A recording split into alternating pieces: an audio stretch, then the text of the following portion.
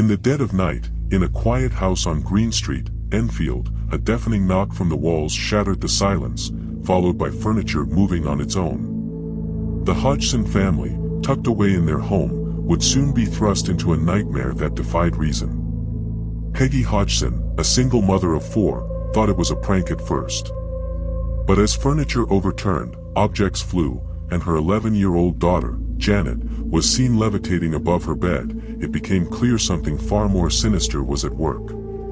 Janet's voice, now deep and guttural, no longer belonged to her, but to a man named Bill Wilkins, a man who had died in the house years before. This wasn't a hoax, it was a haunting. Skeptics, experts, and the media all turned their attention to the Hodgsons as the terror escalated. It all started with knocking sounds, but soon the furniture moved. Peggy called the police, but they found nothing and left, dismissing it as a prank. But the phenomenon only worsened.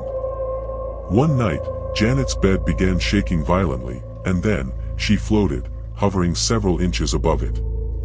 Her body was stiff, and when she fell back down, it was as if nothing had happened. Janet became the focus of the haunting. The deep voice of Bill Wilkins spoke through her, claiming to be the spirit of a man who had died in the house. Neighbors, drawn by the strange noises, witnessed objects moving on their own, some even floating across the room. Fear and disbelief spread throughout the neighborhood. Maurice Gross and Guy Lyon Playfair, paranormal investigators, were called in.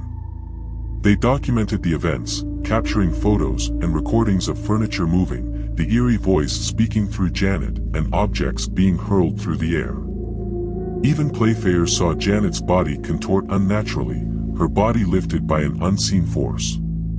Despite eyewitnesses and the investigators' findings, skeptics insisted it was a hoax, pointing to Janet's behavior.